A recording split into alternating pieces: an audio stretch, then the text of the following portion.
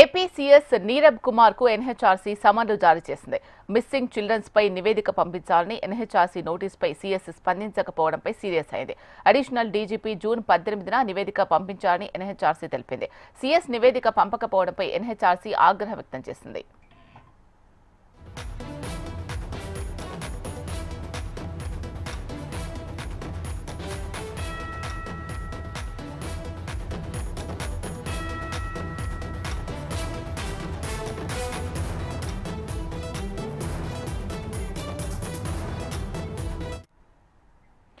AP CS Neerabh Kumar కు NHRC సమన్లు జారీ చేసింది. మిస్సింగ్ చిల్డ్రన్స్ పై నివేదిక పంపించాలని ఎన్హెచ్ఆర్సీ నోటీసుపై సీఎస్ స్పందించకపోవడంపై సీరియస్ అయింది. ఇక దీనికి సంబంధించి పూర్తి సమాచారం మా ఏపీ కోఆర్డినేటర్ రాజేష్ లైవ్ లో పూర్తి సమాచారం అందిస్తారు. రాజేష్, చెప్పండి, ఎన్హెచ్ఆర్సీ ఇచ్చిన సమన్లకు సంబంధించిన పూర్తి సమాచారం.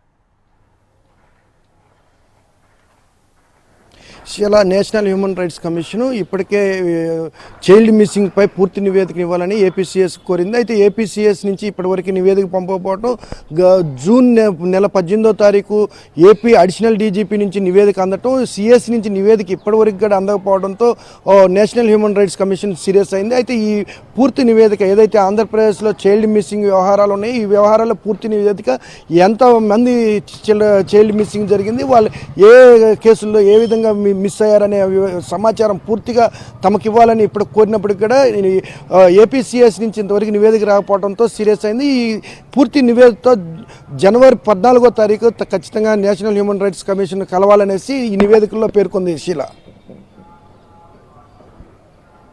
రైట్, దీనికి సంబంధించి ఎందుకు స్పందించలేదు అనే దానికి సంబంధించి వాళ్ళు ఏమైనా చెప్పడం జరిగిందా?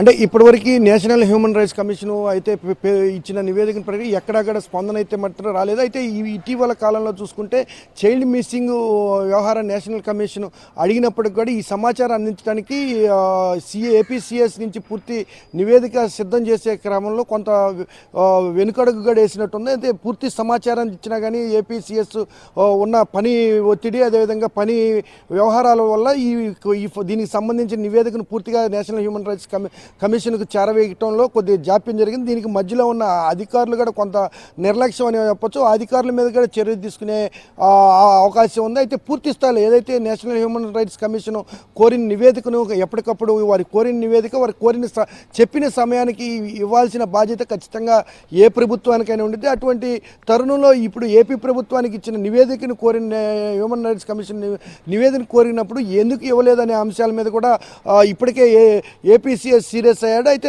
ఖచ్చితంగా రేపు జనవరి 14వ తారీఖు ఏదైతే నేషనల్ హ్యూమన్ రైట్స్ కమిషన్ కోరిందో ఆ 14వ తారీఖు పూర్తి వివరాలతో కూడిన జాబితాను తీసుకొనేసి హ్యూమన్ రైట్స్ కమిషన్ కలిసే అవకాశం కనబడుతుంది. జోస్న, ఇప్పుడు సిఎస్ కు సమన్లు జారీ చేయడం జరిగింది. మరి ఈ నేపథ్యంలో యాక్షన్ తీసుకునే అవకాశం ఏదైనా ఉంది? ఎందుకంటే దీనికి సంబంధించి చిల్డ్రన్స్ మిస్సింగ్ కి సంబంధించి ఇప్పటి వరకు స్పందించలేదు అని సీరియస్ అయినట్టుగా తెలుస్తోంది కదా. ఇలా ఎప్పుడైతే national human rights commission action తీసుకోవటం అనేది ఒక అంశం. అయితే ఇక్కడ పూర్తి స్థాయిలో జనవరి 14 ఏదైతే కలవమన్నారో జనవరి 14వ తారీఖు పూర్తి నివేదికతో హ్యూమన్ రైట్స్ కమిషన్ కలవని నేపథ్యంలో ఆ తర్వాత దాని మీద చర్యలు తీసుకునే అవకాశాలు ఉన్నాయి. కానీ ముందస్తుగా చర్యలు తీసుకునే అవకాశం లేదు. ఎందుకంటే ఖచ్చితంగా జనవరి 14వ తారీఖు పూర్తి స్థాయిలో నివేదికతో కూడిన జాబితాను ఏదైతే ఆంధ్రప్రదేశ్లో చైల్డ్ మిస్సింగ్ వ్యవహారాలు ఉన్నాయి ఈ చైల్డ్ మిస్సింగ్లో ఏ విధమైన ముందస్తు చర్యలు తీసుకున్నారు, అదేవిధంగా మిస్సింగ్ కేసులు నమోదైనాక ఏ విధమైన దర్యాప్తు కొనసాగించారనే పూర్తి నివేదికతో తమ దగ్గరికి హ్యూమన్ రైట్స్ కమిషన్ హాజరు కమ్మన్నారు. కాబట్టి ఖచ్చితంగా జనవరి 14 ఖచ్చితంగా ఏపీసీఎస్ హాజరయ్యే ప్రక్రియ ఉంటుంది. ఎందుకంటే హ్యూమన్ రైట్స్ కమిషన్ కోరిన సమాచారం తీసుకెళ్లాల్సిన బాధ్యత ఏపీ సిఎస్కి కూడా ఉంది. కాబట్టి ఖచ్చితంగా హాజరవుతారని ఈ నివేదిక తెలుస్తుంది. అయితే పూర్తి స్థాయిలో ఇప్పటికే సమాచారం అయితే పూర్తిగా సేకరించినప్పటికీ కూడా నివేదిక సమర్పించడంలో కొంత జాప్యం జరిగింది. Right, thank you Rajesh.